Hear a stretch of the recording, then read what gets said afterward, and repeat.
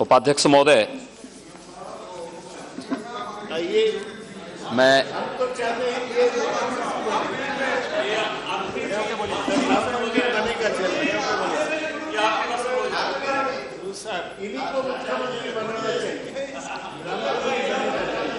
उपाध्यक्ष महोदय, स्वतंत्र भारत के पहले संयुक्त बजट में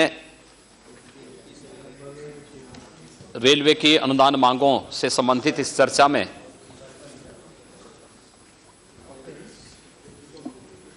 मैं इस अनुदान मांगों का समर्थन करने के लिए यहां पर खड़ा हुआ हूं।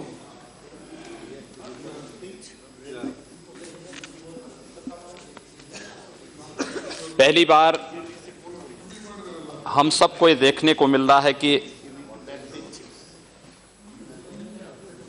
रेल बजट जो आजादी के बाद से ही एक विजन डॉक्यूमेंट की बजाय एक पॉलिटिकल डॉक्यूमेंट बनकर के रह गया था,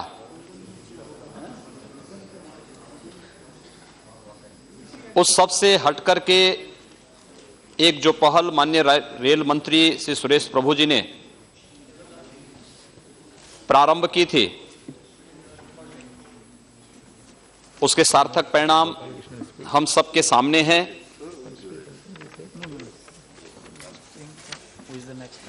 लेकिन भारतीय रेल के साथ जितना मजाक रेल बजट के माध्यम से होता रहा, उसने रेल की वित्तीय स्थिति को अत्यंत खराब किया। उसके सिस्टम में सुधार के लिए जो प्रयास होने चाहिए थे वे प्रयास नहीं हो पाए, और जिसका परिणाम था कि भारतीय रेल प्रतिवर्ष लगभग 25,000 करोड़ के एक बड़े घाटे की ओर अग्रसर होकर के केवल भारत सरकार के अनुदान पर चलने के लिए निर्भर हो गई थी। हम धन्यवाद देना चाहेंगे माननीय रेल मंत्री का, जिन्होंने पिछली बार यहां पर जब रेल बजट प्रस्तुत किया तो पहली बार लगा स्वतंत्र भारत के में कि यह कोई राजनीतिक रेल बजट नहीं बल्कि भारतीय रेल का एक विजन डॉक्यूमेंट है, जो देश को और भारतीय रेल को आगे बढ़ाने में, भारतीय रेल के तंत्र के मूलभूत सुधार में, यात्रा के दौरान गुणवत्ता, सुरक्षा, तकनीकी सुधार, पारदर्शिता और प्रबंधन में सुधार आदि जैसे जो महत्वपूर्ण कदम थे, इनको उठाने में सफल होगा। और वह हम सबको आज दिखाई दे रहा है। मैं धन्यवाद देना चाहूंगा माननीय प्रधानमंत्री जी को कि जिन्होंने रेल बजट की एक औपचारिकता को समाप्त करवा करके आजादी के बाद भारतीय रेल के बारे में माननीय प्रधानमंत्री जी के जो वक्तव्य रहे हैं, माननीय प्रधानमंत्री जी ने 2014 में इस बात को कहा था कि भारतीय रेल को हम भारत की प्रगति और आर्थिक विकास की रीढ़ बनाना चाहते हैं। तो इससे सुविधा क्या हुई? रेल बजट जो अलग नहीं रहा और उस विकास की, आर्थिक विकास की रीढ़ बनाने के क्रम में ही एक जो प्रयास प्रारंभ हुआ है, माननीय रेल मंत्री ने वो प्रयास प्रारंभ किया। जब हम भारतीय रेल की चर्चा करते हैं तो भारतीय रेल एक प्रबंधन के अंतर्गत संचालित दुनिया का एक सबसे बड़ा उपक्रम है जिसमें 13 लाख से ऊपर कर्मचारी, लगभग 66,000 किलोमीटर का रेल नेटवर्क,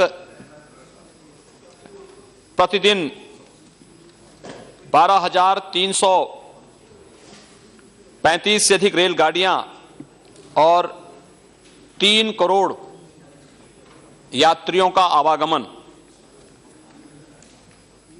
इतने बड़े नेटवर्क के बारे में, जो सचमुच भारत की अर्थव्यवस्था की रीढ़ के रूप में जिसको कार्य करना चाहिए था,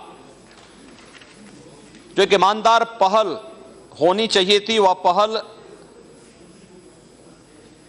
पिछले 2.5 वर्ष के दौरान भारतीय रेल में किए गए कार्यक्रमों के माध्यम से देखा जा सकता है। और इसीलिए जब आज से 2.5 वर्ष पहले यहां पर केंद्र में नई सरकार आई थी, तो इस सरकार ने इससे पहले कहा था सबका साथ सबका विकास। और आज हम भारतीय रेल के माध्यम से इसको देख सकते हैं। भारतीय रेल में इस दौरान हुए सुधार उन इरादों को स्पष्ट करते हैं जो अच्छे दिन लाने के चुनाव के पूर्व की गई घोषणाओं के माध्यम से दिखाई देता है। महोदय, बहुत सारे लोगों को इस बात की जिज्ञासा होगी कि सार्वजनिक सेवाओं, सरकार की नीतियों, उसके अनुपालन और आम लोगों के जीवन में ये अच्छे दिन आए या नहीं आए, तो कैसे आए हैं,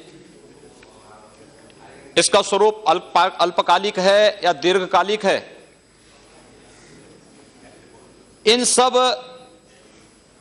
मुद्दों को अगर देखना है तो मुझे लगता है कि भारतीय रेल उसका एक जीवंत उदाहरण हम सबके सामने है।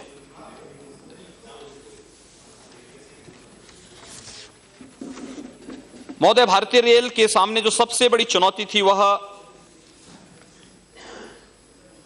यात्रियों की सुविधा से संबंधित थी, सुरक्षा और संरक्षा की थी, समयबद्धता की थी और लगातार घाटे में चल रहे रेल जो केवल भारत सरकार के सामान्य बजट के अनुदान पर निर्भर होकर के चलने को मजबूर हो गई थी। कैसे हम फंड जुटा सकें, ये सब संसाधनों के अभाव से जूझ रही भारतीय रेल, इन सब पर जो एक प्रयास प्रारंभ हुआ, यह हम सब पिछले 2.5 वर्ष के दौरान किए गए कार्यों के माध्यम से देख सकते हैं। महोदय, भारतीय रेल में जब हम चर्चा करते हैं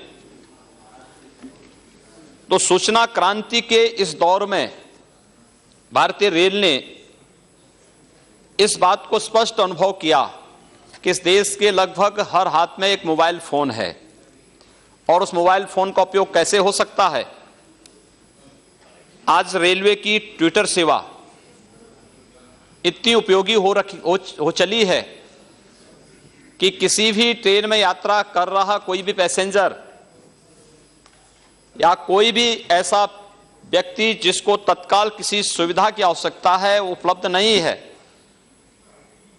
तो माननीय रेल मंत्री के ट्विटर पर अपनी बातें भेजता है और अगले स्टेशन आते आते उस पैसेंजर को सुविधा वहां प्राप्त होती है। यह अच्छे दिन की शुरुआत यही है। मुझे लगता है जब हम अच्छे दिन की बात करते हैं तो दोनों बातें आती हैं, जहां आम जन सुविधा के लिए तरस रहा न हो बल्कि उसको सुविधा प्राप्त हो रही हो, लेकिन जिन लोगों ने देश को लूटा है उनको जब अपने बुरे दिन आने लगते हैं तो उनको अच्छे दिन अच्छे नहीं लगते हैं। और मुझे लगता है कि जब ट्विटर की भारतीय रेल की सुविधा का उल्लेख आमजन करता है तो बहुत सारे लोगों को ये अच्छा नहीं लगता है।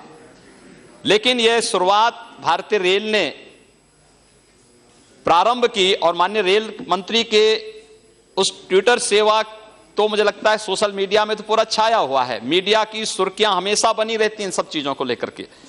तो एक अच्छी बात उसके माध्यम से हम लोग देख सकते हैं। दूसरा, ई कैटरिंग की व्यवस्था। पैसेंजर ट्रेन से यात्रा कर रहा है, उसको अपनी मनपसंद का भोजन चाहिए, वह मैसेज देता है, उसको सुविधा वहां प्राप्त होने लगी है। अधिकतर एक्सप्रेस गाड़ियों में इस प्रकार की सुविधा प्रारंभ हुई है। महोदय, ई टिकटिंग की व्यवस्था। पहले प्रति मिनट 2000 टिकट निकल पाते थे, आज प्रति मिनट 7000 से अधिक टिकट उपलब्ध हो रहे हैं। यह आधुनिक जो व्यवस्था के साथ जोड़ने का प्रयास हुआ है, मुझे लगता है एक बड़ी बात है। इसके अलावा मोबाइल संदेश के माध्यम से जो टिकट की स्थिति और यहां तक कि यात्री को कहां पर उतरना है, उसके उतरने के लिए बैकअप कॉल की व्यवस्था ये भारतीय रेल ने प्रारंभ की है मोबाइल सेवाओं के माध्यम से। और हम सबको, यानी आज समाज का हर तबका भारतीय रेल के इस अभियान को किस रूप में देख रहा है। मुझे लगता है कि मुझे जेएनयू के एक प्राध्यापक का फेसबुक पर लिखा गया उनका पोस्ट याद आता है, जिन्होंने इस बात का उल्लेख किया है कि भारतीय रेल में यात्रा करते समय उनको किस बात की अनुभूति हुई कि वे जा रहे थे, एक जनरल कोच में यात्रा कर रहे थे और उन्होंने देखा कि जो वॉश बेसिन था वह ब्लॉक हो गया था। वहां पे एक टेलीफोन नंबर लिखा था, उस पर उन्होंने मैसेज भेजा। 5 मिनट के बाद वहां पर प्लम्बर उपस्थित था, उसने 10 मिनट के अंदर उस वॉश बेसिन की सुविधा को ठीक किया और उन्होंने अपने पोस्ट में इस बात का उल्लेख किया कि 15 मिनट के अंदर सारा कार्य संपन्न हो गया था, यानी फाइल क्लोज हो चुकी थी। यह है भारतीय रेल की वर्तमान की कार्य पद्धति, जहां पर हर पैसेंजर उस सुविधा का उल्लेख करने को मजबूर है क्योंकि उसको उस प्रकार की सुविधा प्राप्त हो रही है। यही नहीं, पहले की तुलना में आप भारतीय रेल में जिस प्रकार की सुविधाएं देख रहे हैं, अच्छे साफ सुथरे बिस्तर लोगों को मिलने प्रारंभ हुए हैं।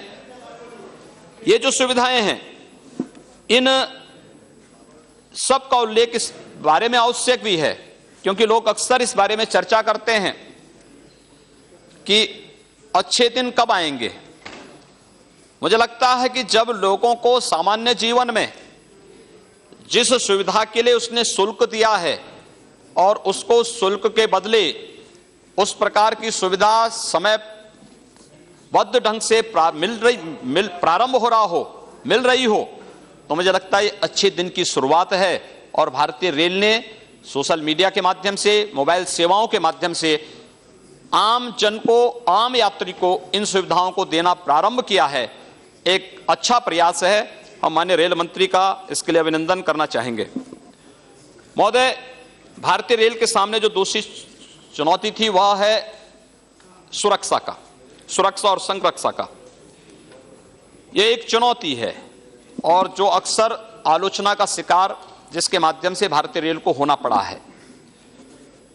इसमें जो प्रयास हुए हैं, यद्यपि भारतीय रेल को कुछ आतंकी घटनाओं का भी सामना करना पड़ा है और ये दुर्भाग्यपूर्ण रही है, कार्रवाई हो रही है। हम लोग विश्वास करते हैं कि अगर इन आतंकी गतिविधियों को समय रहते रोक दिया जाएगा तो भारतीय रेल, यद्यपि आज भी सड़क दुर्घटनाओं की तुलना में भारतीय रेल की दुर्घटनाओं को देखें तो काफी कम है, लेकिन उसको और भी सुरक्षित करने के लिए, क्योंकि हर अच्छे कार्य में और भी अच्छा करने की गुंजाइश होती है, उसको और अच्छा करने की गुंजाइश के तहत भारतीय रेल ने जो कार्य प्रारंभ किया है वह स्वागत योग्य है। और खासतौर पर भारतीय रेल में जो अक्सर दुर्घटनाएं होती थी, दुर्घटनाओं का मुख्य कारण था सिग्नल सिस्टम का फेल होना, इंटरलॉकिंग की खराबी, मानव रहित रेलवे क्रॉसिंग या फिर पटरी से गाड़ी का उतरना। ये मुख्य कारण अभी तक रेल की दुर्घटनाओं के रहे हैं। जो कार्य प्रारंभ किए हैं भारतीय रेल ने कि जितने भी मानव रहित रेलवे क्रॉसिंग हैं उसमें सड़क परिवहन मंत्रालय के साथ रेल मंत्रालय ने अपना एक एमओयू पर साइन किया है, जिसके अंतर्गत मानव रहित रेलवे क्रॉसिंग पर आरओबी या आरयूबी का निर्माण करना। जब तक ये कार्य पूरे होते हैं तब तक उन फाटकों पर गेट मित्रों की तैनाती, जो वहां पर चलने वाले आम जन को बराबर इस बारे में अवगत कराते रहेंगे कि कब कौन सी ट्रेन आ रही है और उन खतरों के प्रति आगाह करते रहेंगे, तो बड़ी दुर्घटनाओं को या किसी भी प्रकार की दुर्घटना को रोकने में यह महत्वपूर्ण भूमिका का निर्वाह कर सकते हैं।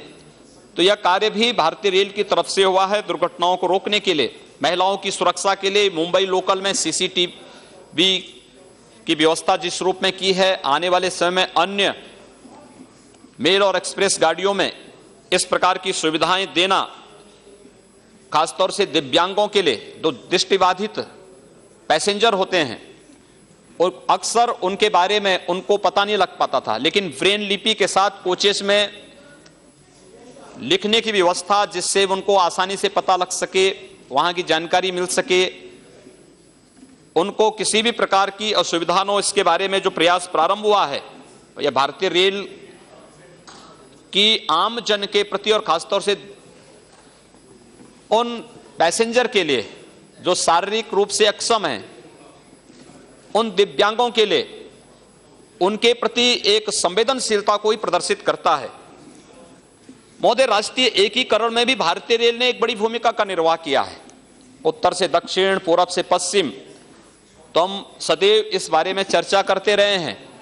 पहली बार आजादी के 70 वर्षों के बाद भारतीय रेल इस देश के पूर्वोत्तर के राज्यों में, खासतौर पर जो पूर्वोत्तर के राज्य अब तक इससे अछूते थे, इसमें गुवाहाटी से मेहंदी पाथर लाइन जो मेघालय में पहली बार भारतीय रेल पहुंची है, इसी प्रकार मिजोरम के भैरबी और सेरंग रेलवे लाइन के द्वारा भी भारतीय रेल ने वहां उस क्षेत्र को जोड़ा है, और लमडिंग सिलचर रेल लाइन के द्वारा असम की बराक घाटी को भी जोड़ने का जो प्रयास हुआ है यह स्वागत योग्य है। और खासतौर से इस संदर्भ में जब हम पूर्वोत्तर की बात करते हैं तो वह क्षेत्र विकास में भी पिछले पायदान पर खड़ा है और उग्रवाद से भी त्रस्त है।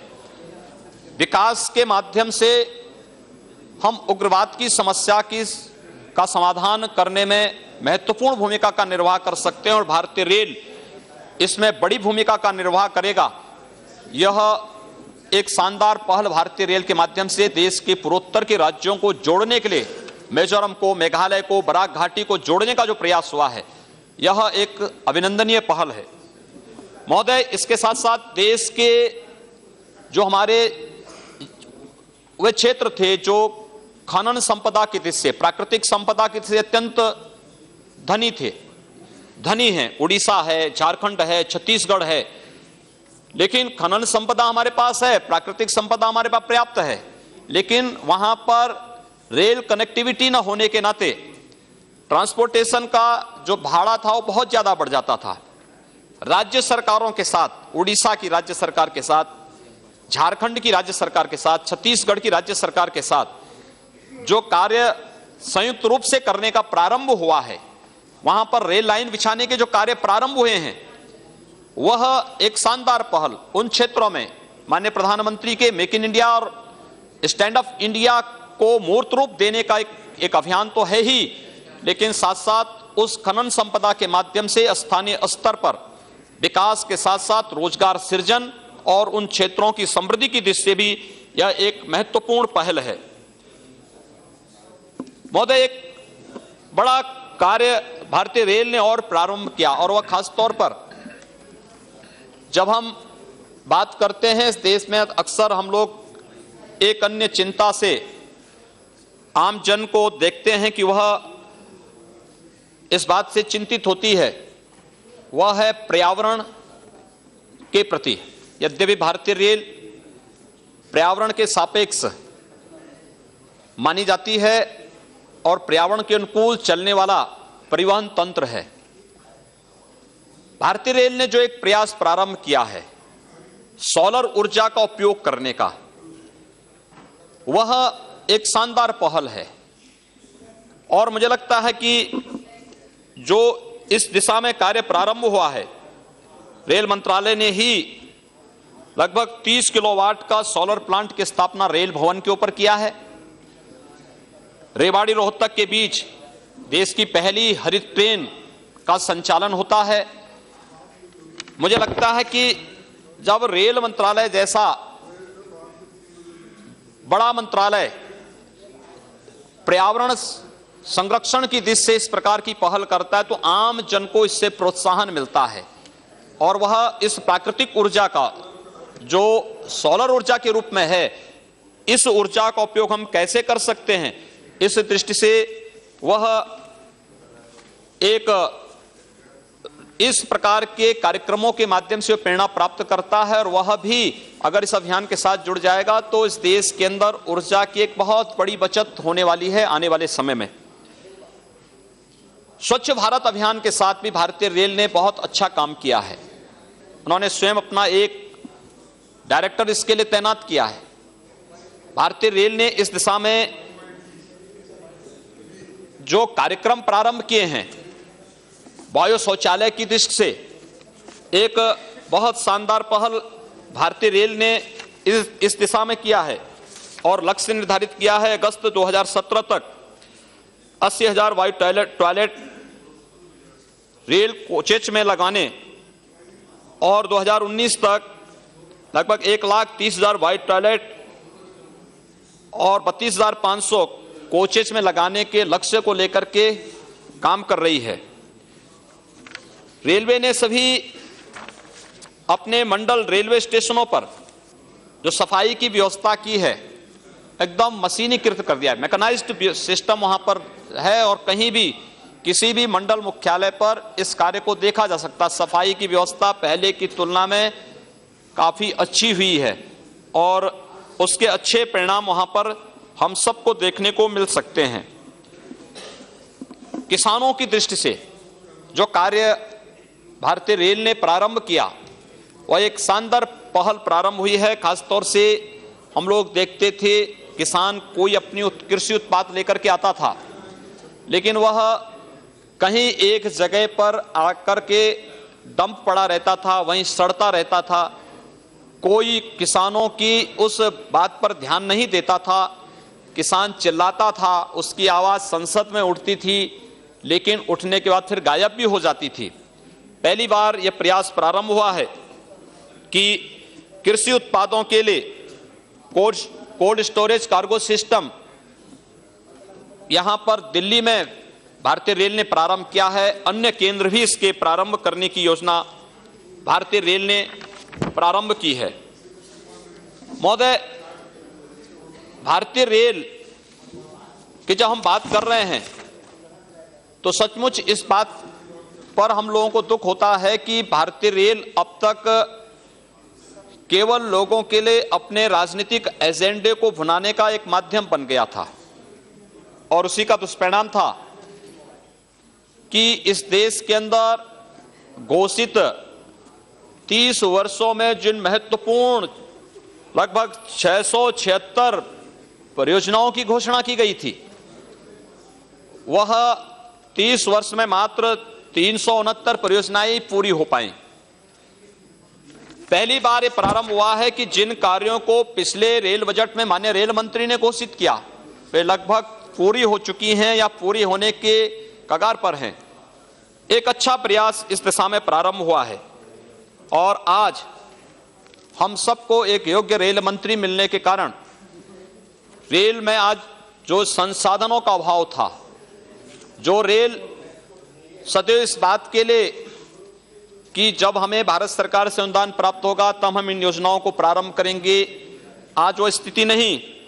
आज तो भारतीय रेल ने गैर परंपरागत तरीकों से संसाधन उपलब्ध करने की व्यवस्था की है। भारतीय जीवन बीमा निगम ने लगभग 1.5 लाख करोड़ का समझौता भारतीय रेल से किया है। रेल इंजन और कोच निर्माण इकाइयों में 100% प्रत्यक्ष निवेश की अनुमति दी गई है। पब्लिक प्राइवेट पार्टनरशिप विश्व बैंक और एशियाई बैंकों के माध्यम से भी जो प्रयास प्रारंभ हुए हैं, जो माननीय रेल मंत्री का प्रयास था कि हम आने वाले 5 वर्ष के दौरान लगभग 8 लाख करोड़ रुपए का निवेश भारतीय रेल में करवाएंगे, इस दिशा में यह तेजी से बढ़ते हुए कदम भारतीय रेल के हम सबको दिखाई देते हैं। माननीय रेल मंत्री ने पिछली बार भी यहां पर घोषणा की थी रेल जोनों को अधिक स्वायत्तता देने के बारे में, और वह एक बेहतर प्रयास रहा है, क्योंकि भारतीय रेल में रेलवे जोन विकास के आधारभूत इकाई है, और अगर वहां पर स्वायत्तता नहीं रहती है तो स्वाभाविक रूप से किसी भी कार्य को करने में एक लंबा अंतराल केवल फाइल के आने जाने में ही खर्च होता था। आज वहां पर स्वायत्तता होने के नाते एक नई विकास की गति वहां पर देखने को मिली है, और इसीलिए माननीय रेल मंत्री ने पिछली बार इस बात को कहा था कि हम रेल की गति के साथ राष्ट्र की प्रगति देखना चाहते हैं और साथ साथ यात्री की गरिमा को भी देखना चाहते हैं। आज भारतीय रेल को हम इन तीनों के साथ, रेल की गति के साथ साथ राष्ट्र की प्रगति और यात्रियों की गरिमा के साथ जोड़ करके देख सकते हैं, जो कार्य आज रेल मंत्रालय में प्रारंभ हुए हैं। और इस दृष्टि से जो रेल में और बेहतरी करने के जो प्रयास हो सकते हैं, इस मामले में जो देश भर के जो तकनीकी विशेषज्ञ हैं उनकी सेवाओं को लेना, अर्थशास्त्री विवेक देवराय कमेटी की बहुत सारी जो रिकमेंडेशन थी उनको भारतीय रेल ने लागू करने का प्रयास किया है। रतन टाटा की अध्यक्षता में कायाकल्प परिषद गठित की गई है, जो भारतीय रेल के कायाकल्प को करने के लिए बेहतर प्रयास करने के लिए सुझाव दे रही है। मेट्रोमैन ई श्रीधरन के नेतृत्व में और पूर्व नियंत्रक एवं लेखा महापरीक्षक श्री विनोद राय जैसे विभिन्न क्षेत्र के ख्यातिलब्ध जो विशेषज्ञ हैं, उनकी सेवाओं को भी समय समय पर लेकर के भारतीय रेल की बेहतरी के लिए जो प्रयास प्रारंभ कर रही है, वह हम भारतीय रेल के बढ़ते हुए कदमों के माध्यम से देख सकते हैं। और यही परिणाम है कि आज दिल्ली आगरा के बीच में सेमी हाई स्पीड ट्रेन प्रारंभ हुई है। डेडिकेटेड फ्रेट कॉरिडोर में बेहतर काम हुआ है, और साथ साथ रेल मंत्री की जो परिकल्पना का हिस्सा हीरक चतुर्भुज नेटवर्क है, उस पर भी बेहतर कार्य प्रारंभ हुआ है। महोदय, भारतीय रेल की जो भूमि है, एक बड़ी भूमि है भारतीय रेल के पास, जिस पर अवैध अतिक्रमण है। पहली बार भारतीय रेल ने अपनी पूरी भूमि का डिजिटलीकरण किया है, और माननीय रेल मंत्री जी ने पिछले बार इस बात का उल्लेख किया था कि भारतीय रेल की जो भूमि है, इनके व्यावसायिक उद्देश्य के लिए भी हम इसका उपयोग करेंगे। और मैं माननीय रेल मंत्री से इस बारे में अनुरोध करना चाहूंगा कि गोरखपुर जंक्शन में बाहर वहां पर बड़ी भूमि भारतीय रेल की है, जिस पर तमाम प्रकार का अवैध अतिक्रमण है। वहां पर ठेला खोमचा पटरी व्यवसायियों के द्वारा वहां पर रेलवे स्टेशन के बाहर के दृश्य को बड़ा बदसूरत सा बना दिया गया है। मैं अनुरोध करना चाहूंगा कि रेलवे भूमि के वाणिज्यिक उपयोग की दृष्टि से अगर उस भूमि का उपयोग हो और उन्हीं लोगों का रजिस्ट्रेशन करा करके उन्हीं लोगों से किराए लेकर के उन लोगों को वहां पर व्यवस्थित रूप से पुनर्वास अगर भारतीय रेल कर ले, तो रेलवे स्टेशन जंक्शन की भी खूबसूरती सामने आ जाएगी। साथ साथ भारतीय रेल का राजस्व का लाभ भी उन्हें भारतीय रेल को प्राप्त होगा। यह एक महत्वपूर्ण पहल होगी। महोदय, जो एक बेहतर पहल इस अनुदान की मांगों पर प्रारंभ हुई है कि 2016-17 में 2800 किलोमीटर की रेल लाइन की तुलना में 2017-18 में 3500 किलोमीटर की नई रेल लाइन की शुरुआत, पर्यटन और तीर्थाटन के लिए समर्पित रेलगाड़ियां चलाने के बारे में घोषणाएं,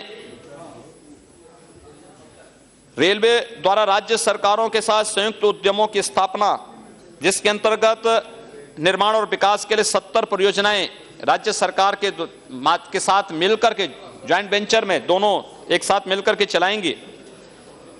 500 स्टेशनों पर लिफ्ट और एक्सीलेटर लगाकर बुजुर्गों के लिए, दिव्यांगजनों के लिए बेहतर सुविधाएं देने का प्रयास। 7,000 स्टेशनों पर सौर ऊर्जा प्रदान करने का प्रस्ताव। 1000 मेगावाट सौर मिशन के भाग के रूप में 2000 रेलवे स्टेशनों के लिए कार्य शुरू करने की पहल। स्वच्छ रेल को ध्यान में रखते हुए एसएमएस आधारित क्लीन माई कोच सेवा ये प्रारंभ हो चुकी है, जिसका मैंने उल्लेख भी किया था। अन्य कोच संबंधी शिकायतों और आवश्यकताओं को दर्ज करने के लिए एकल विंडो प्रणाली यानी कोच मित्र सुविधा करने का जो प्रस्ताव है। 2019 तक रेल के सभी कोचेस में जैव शौचालय लगाने की व्यवस्था, ये सभी स्वागत योग्य कदम हैं। महोदय, रेल के अनुदान मांगों में नई रेल लाइन के लिए 800 किलोमीटर का प्रावधान, जिस पर 22,985 करोड़ रुपए, 2.19 किलोमीटर प्रतिदिन।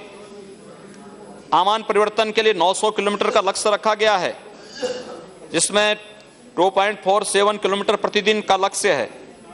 रेलवे दोहरीकरण के लिए 1800 किलोमीटर का लक्ष्य रखा गया है, जिस पर 4.93 किलोमीटर प्रतिदिन। और वर्तमान वित्त वर्ष में 4000 किलोमीटर के विद्युतीकरण का लक्ष्य है, जो विगत वर्ष में 2000 किलोमीटर था, यानी 11 किलोमीटर प्रतिदिन। रेलवे परिचालन 2015-16 में बढ़कर के 2016-17 में 94.9% हुआ है और 2017-18 में 94.6% का जो लक्ष्य रखा गया है, ये एक स्वागत योग्य कदम है। मैं आपके माध्यम से माननीय रेल मंत्री से अनुरोध करना चाहूंगा कि पूर्वोत्तर रेलवे का मुख्यालय गोरखपुर है। गोरखपुर ये पूर्वी उत्तर प्रदेश और पश्चिमी उत्तर बिहार का भी एक प्रमुख जंक्शन भी गोरखपुर में है। उस दृष्टि से, वहां के विकास की दृष्टि से मेरा अनुरोध होगा कि गोरखपुर से कोलकाता और मुंबई के लिए कुछ नई एक्सप्रेस गाड़ियों का संचालन हो। बिहार में दीघा पुल बनने के बाद अगर इस रूट से जाएगी तो अब तक गोरखपुर से कोलकाता की दूरी लगभग 24 से 26 घंटे लगते हैं। अगर इस नए रूट से अगर एक्सप्रेस गाड़ियां जाएंगी तो 12 से 13 घंटे में इस दूरी को पूरा किया जा सकता है। मेरा अनुरोध होगा कि गोरखपुर से कोलकाता और मुंबई के लिए नई एक्सप्रेस गाड़ियों का संचालन हो। गोरखपुर देहरादून जो राप्ती गंगा एक्सप्रेस है, इसको प्रतिदिन किया जाए। अभी सप्ताह में मात्र 3 दिन संचालित हो रहा है। गोरखपुर से प्रयागराज इलाहाबाद के लिए इंटरसिटी और गोरखपुर से पटना के लिए भी इंटरसिटी के संचालन की व्यवस्था हो। पिछले रेल बजट में जो घोषित हुए थे, एक गोरखपुर में रेलवे की दृष्टि से लोको इलेक्ट्रिक शेड, उस पर कार्य प्रारंभ हो और सैजनवा बांसगांव दोहरी घाट रेल लाइन पर अब कार्य प्रारंभ हो। बहुत बहुप्रतीक्षित मांग है उस क्षेत्र की जनता का, ये स्वीकृत हो गया है, मैं इसके लिए आभार व्यक्त करूंगा, लेकिन इस पर कार्य भी प्रारंभ हो। दूसरा, गोरखपुर में महाराजगंज में आनंद नगर, महाराजगंज घुगली नई रेल लाइन, इन पर भी मैं अनुरोध करना चाहूंगा। और अंत में भारतीय रेल की दृष्टि से आरपीएफ और जीआरपी में अधिकारों को लेकर के एक विवाद चल रहा है। समय आ गया है कि जब भारतीय रेल जब हर क्षेत्र में काम कर रहा है तो आरपीएफ और जीआरपी के विवाद का समाधान हो, क्योंकि आरपीएफ रेलवे संपत्ति की सुरक्षा तो करता है, लेकिन कहीं पर कोई कानून व्यवस्था से जुड़ी हुई कोई समस्या पैदा होती है तो फिर आरपीएफ के पास कोई अधिकार नहीं, फिर उसको जीआरपी के पास जाना पड़ता है, फिर दोनों में अधिकारों को लेकर के विवाद खड़ा होता है। समय आ गया है कि जब हम इस समस्या का समग्र समाधान निकाल करके आरपीएफ और जीआरपी में एक ऐसी फोर्स का गठन करें कि जो रेलवे परिसरों पर या रेलवे स्टेशनों पर या उसके आसपास होने वाले सभी रेलवे संपत्ति की सुरक्षा के साथ साथ आम जन की सुरक्षा और कानून व्यवस्था से जुड़े हुए मुद्दे पर भी उसका समग्र समाधान निकाल सके। आपने मुझे इस पर अवसर दिया, आपको धन्यवाद देता हूं और भारतीय रेल के गोपालकृष्णन अनुदान मांगों का मैं समर्थन करता हूं।